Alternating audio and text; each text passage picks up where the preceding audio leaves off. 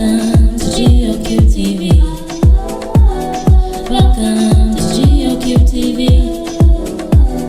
Girls of quality. Girls of quality. We've got it all. Hey guys, this is your girl Chiedza, and today I'm going to be bringing you a all about hair video. I'm going to be showing you my tips and tricks to ensure that I reach optimal moisturization and my hair is the happiest, healthiest hair that it can be. So firstly, I just washed my hair with conditioner. I do not wash my hair with shampoo because shampoo is very harsh on curly hair. The main active ingredient in shampoo is sulfate, and sulfate strips moisture out of curly hair, which leaves you with dry, frizzy hair that is susceptible to breakage. So this conditioner that I used has 5 vitamins and oils in it. It is paraben free and silicone free. It has sunflower oil, almond oil, mango oil, chamomile oil, and rosemary oil. Something like this is very good for your hair because when you have curly hair, it tends to naturally be much drier. So you need to do everything you can to ensure that your hair stays moisturized. This is the Alberto VO5 strawberries and cream moisturizing conditioner. So any conditioner, as long as it's a moisturizing conditioner, will be very good for your hair, and it'll make sure that it does not dry up and it doesn't strip out the natural moisture that is already in your hair. So firstly, in order to moisturize my hair, I use the G.O.Q method, or you can use the lock method. It's basically liquid, cream, and then oil, or you can use lock, which is liquid, oil, and cream. I have very dry hair, so I use the G.O.Q liquid, cream, and oil. So firstly, what you do is apply a liquid in your hair. If your hair is already wet enough from water, then you can be okay just using that. And then afterwards, you put a cream in your hair. So you have to apply cream in your hair. And then lastly, you apply an oil in your hair. What that does is it locks in the moisture into your hair. So for my liquid, I use Aunt Jackie's Curls and Coils half and half. It's a hydrating silking hair oil. This is what I use to firstly put in my hair before I put anything else. And then afterwards, I either use the Aunt Jackie's Coconut Cream Deep Conditioner Cocoa Repair, or I use the Moisture Intense Leave-In Conditioner, also by Aunt Jackie's. It's ultra hydrating. You will notice a common theme in these hair products that I use, like Moisture Intense, Deep Cocoa Repair, hydrating silkening. I use things that will help my hair stay hydrated, because when we have hair like this, it takes a little extra step to ensure that our hair gets more moisture because we have drier hair. So make sure you're using products that are specifically targeted towards moisturizing your hair. And then sometimes I also use the Cream of Nature Argan Oil for natural hair moisture recovery leave-in curl mix. And for my oils, I either use the Hot 6 Oil Hair and Body Mist, 6 oils in one. I'm sure it has eucalyptus oil, canola oil, seed oil, cocoa oil, coconut oil. It has a whole lot of oils in here, and it's very, I'm not sure if y'all can tell, but this is a very light oil. Maybe if you can see from the movement, this is a very light oil. So when you have very dry hair, it is really good to ensure that you're using light oils that aren't too heavy on your hair, because if you use too heavy oils, all it's going to do is weigh your hair down, and you're not going to be able to achieve the maximum hydration. Your hair is going to be overhydrated. And then in here, I have a mixture of Jamaican castor oil, and stimulating hair oil from G.O.Q, and then I have olive oil. So I have put all of these oils in this little tiny spray bottle. Just mix them up because castor oil is very good for your hair growth. Castor oil stimulates hair growth. It helps your hair grow so quick.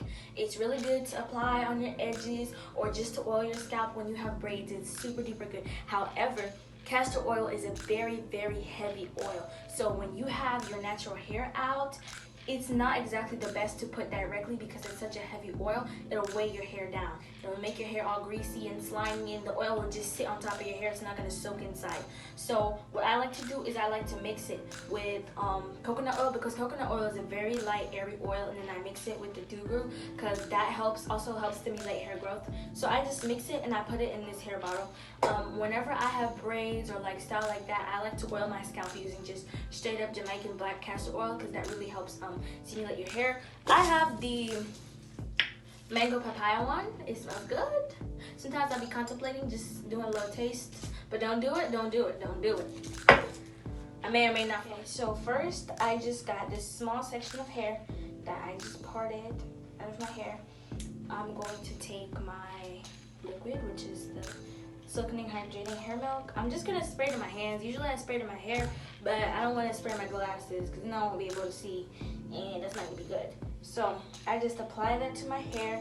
Make sure you give it extra love to your ends. Give your ends the little extra love because we don't want any split ends. So then afterwards, I'm gonna take the cream, which is this Cocoa Repair Deep Conditioner. I'm just gonna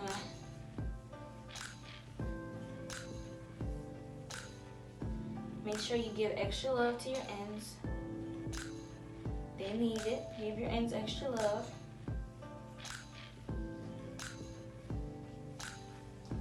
And then I'm going to take the 6 oil mix, spray a little bit, and then put. Generally, you do not need as much oil because a little oil can go a long way. So after I finish that, I will twist my hair.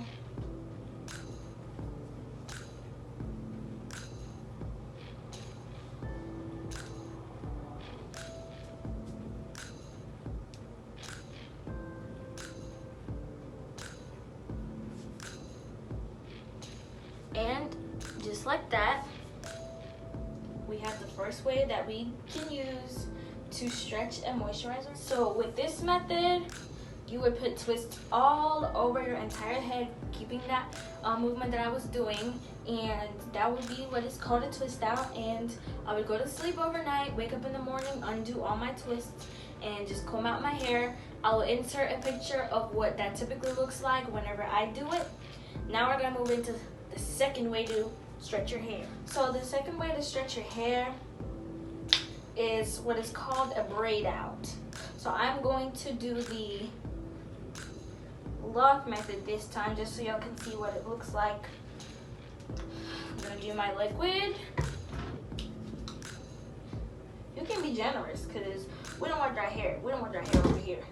Actually, let me see if I can spray without making myself go blind. Okay, yeah. So we can be generous. We can be generous. And then now I'm going to use my oil. Actually, let me use this one this time. And then I'm just gonna put that on my hair.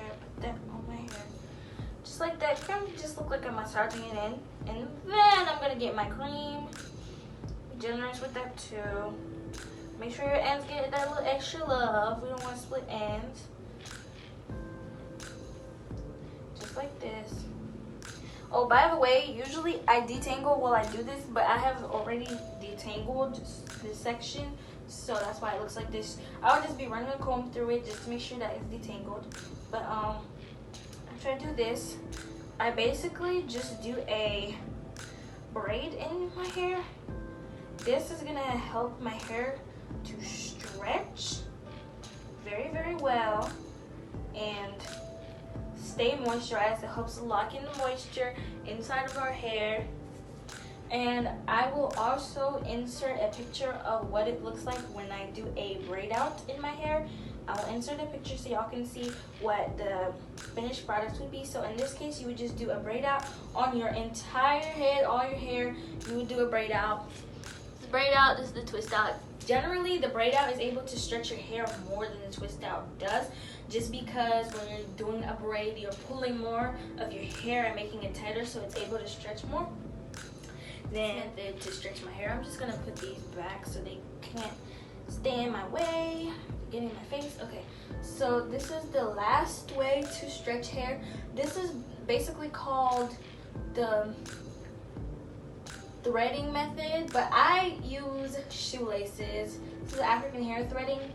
I use shoelaces just because thread is too small and my hair is too thick. So I use shoelaces. You can use string. You can use whatever you want, just as long as you are able to wrap it around your head. So for this one, I'm gonna do my Laco. I'm gonna do my liquid.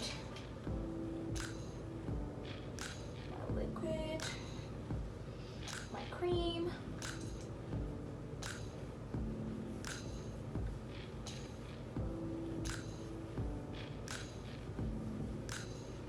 And then my oil.